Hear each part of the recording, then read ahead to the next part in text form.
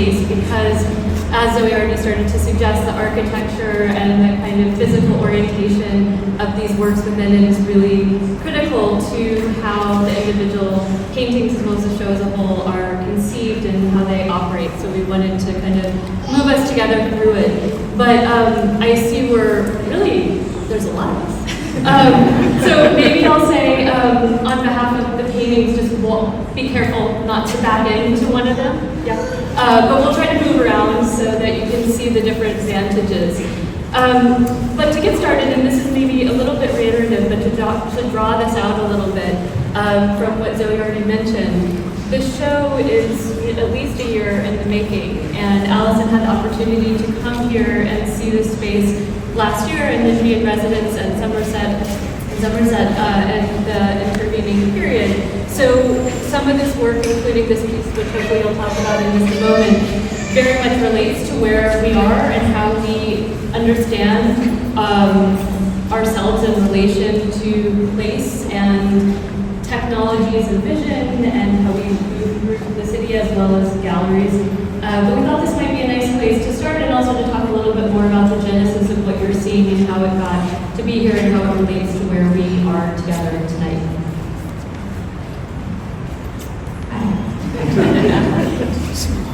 When I visited the space for the first time, which was also my first time in Los Angeles proper last year, and I stood outside the gallery, I looked at the front door and then I looked above it and I saw this.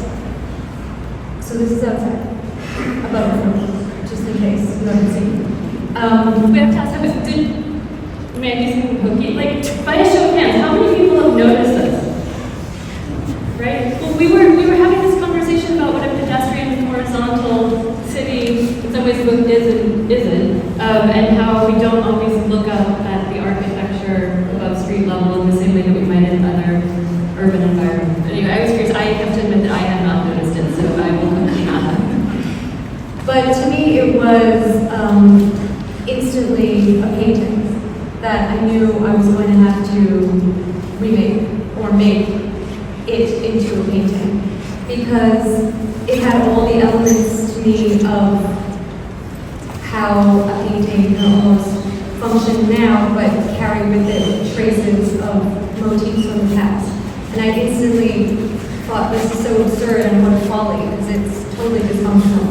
But then I also saw Goya's Maya's and balcony and then Manet's painting and Magritte and this idea of the balcony being a platform projecting out of the building, somewhere where you can see, but you can also be seen.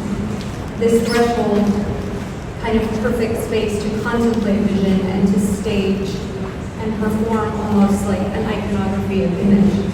But then the fact that it was blocked and blank made it seem that it was also speaking to the limits of figuration to me, and how could I continue on from that motif when, in fact, the blank is a way to continue because it becomes the screen upon which we can project anything or nothing. And the block, which is at once part of painting's problem, but it's also its permission. And that's named after a play, and that's named after the quality of the poem, and also very literal instantiation of that. And it brings me later to the point the same way we were on to the sides of the same wall. There's the one that's physically into some pictorial or luministic space, and then the other.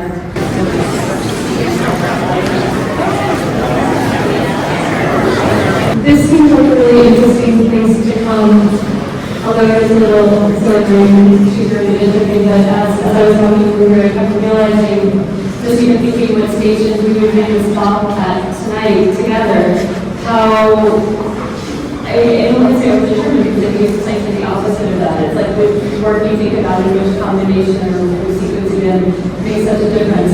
But this, to me, was such an interesting kind of pairing and like being on this axis.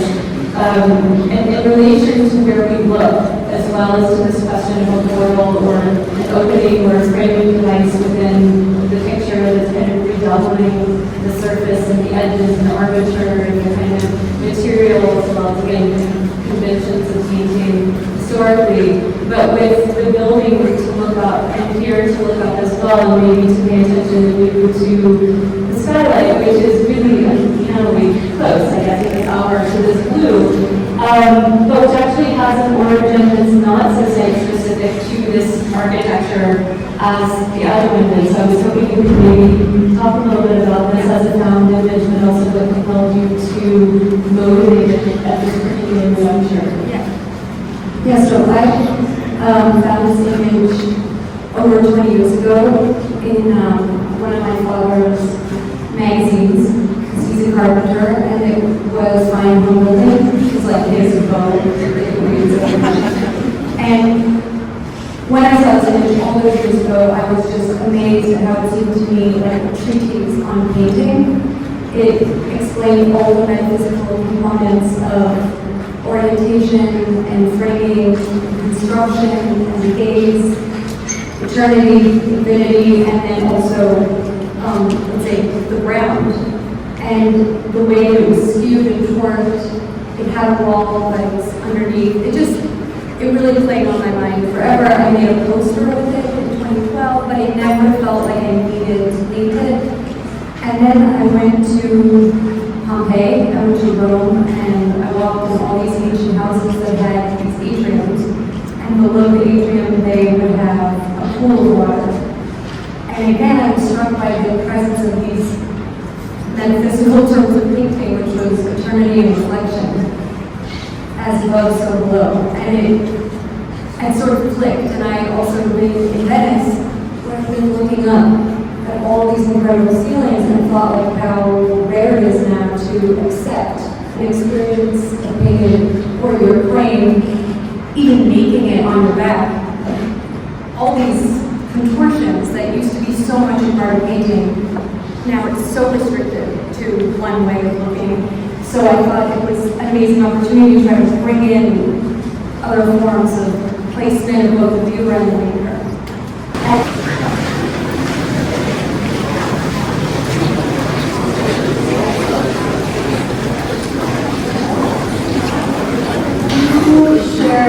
What everyone's looking at in terms of the cryptic and how it relates to some of the ideas of time, maybe, and also light sources within the painting.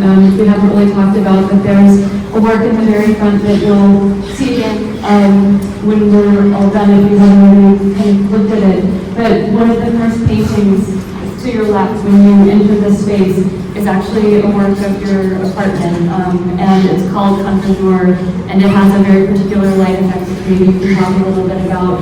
But thinking about the way that light is functioning in so many of these works and what it means to try to paint something so evanescent and so much in flux and ambient, but to give it materiality. And I think that's something that connects a number of these works, but maybe it's a good place to kind of talk about that.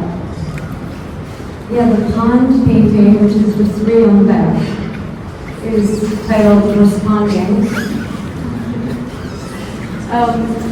Outside, I spent 6 months at this residency in Somerset, and outside the studio was a pond that I